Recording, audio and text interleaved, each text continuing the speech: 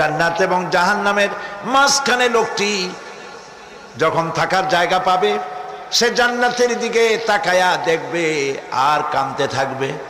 আল্লাহ পাক জিজ্ঞেস করবেন, বান্দারে যুগের পর যুগ ধরে জাহান্নামে কেঁদেছ, আমি রব্বুল আলামিন জাহান্নাম মাফ করে দিয়া জান্নাত জাহান্নামের মাঝখানে রেখে দিয়েছি, আযাব থেকে তো বেঁচে গেছো, এখন কান্দো কেন?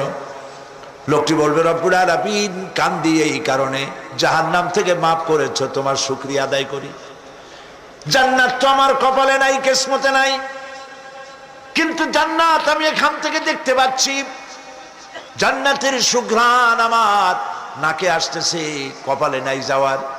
আমি কাঁদি এই জন্য, তুমি যদি মেহেরবানি করে আমাকে জান্নাতের দরজার কাছে একটু দাঁড় করায় দিতা, প্রাণ ভরে তোমার জান্নাতের দৃশ্যটা একটু দেখতাম। আল্লাহ পাক তার আরজি পূরণ করবেন, বলবেন যাও, ফেরেশতাদের বলবেন এর জান্নাতের দরজার কাছে দাঁড় করায় দাও। জান্নাতের দরজার কাছে দাঁড়িয়ে লোকটি আবার কান্না শুরু করবে। আল্লাহ পাক প্রশ্ন করবেন, এবার কান্দো কেন?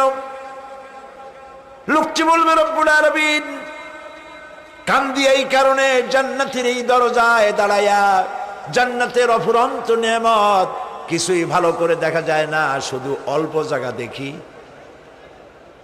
যদি তুমি আমারে দয়া করে জান্নাতের মাঝখানে দাঁড় করায় দিতা, চতুর্দিকে তাকায়া তাকায়া দেখা কলিজারে ঠান্ডা বানাইতাম।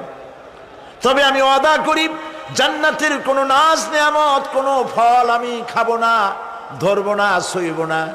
একটুখানি মেহেরবানি করে মাঝখানে দাঁড় করাইয়া দাও, জান্নারে ঠান্ডা করি।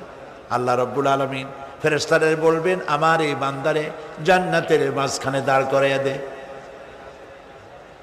আল্লাহর নবী বলেন, জান্নাতের মাঝখানে দাঁড়িয়ে লোকটি আগের চাইতে আরো জোরে চিৎকার মেরে কাঁদতে থাকবে। আল্লাহ পাক বলবেন, বান্দারে কি হলো তোর? দরজার কাছে আসতে চাইছিলে, আইনা দিলাম।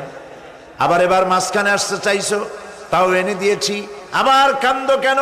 লোকটি বলবে, রব্বুল আলামিন এবার কান্দি এই জন্যে, তুমি যখন দয়া করে একটিবার জান্নাতের মাঝখানে এনে আমাকে দাঁড় করায় দিয়েছো, তুমি রহমান রহিম গফুরুর রহিম, এই জান্নাত থেকে আবার আর বাইর করে দিও না।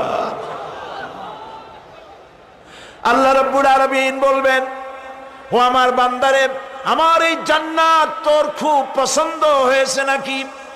লোকটি বলবে, রব্বুল আলামিন কলিজা ঠান্ডা হয়ে গেছে, ভাবতেও পারি না এই জান্নাত এত সুন্দর।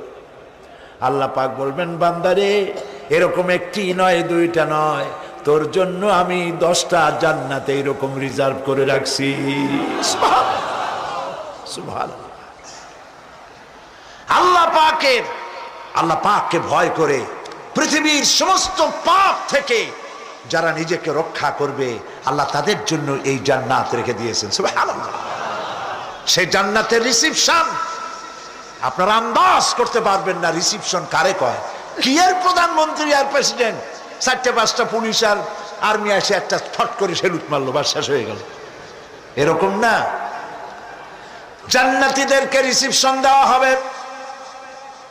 জান্নাতীরা যখন আল্লাহর হুকুমে জান্নাতের দিকে যেতে লাগবে, আর যখন জান্নাতের কাছে চলে যাবে, আল্লাহ রাব্বুল আলামিন শোনায় দিচ্ছেন, হাত্তা ইযা জাউহা ফুতিহাত আবওয়াবুহা ওয়া ক্বালা লাহুম খাজানাতুহা সালামুন আলাইকুম তিবতুম ফাদখুলুহা খালিদিন।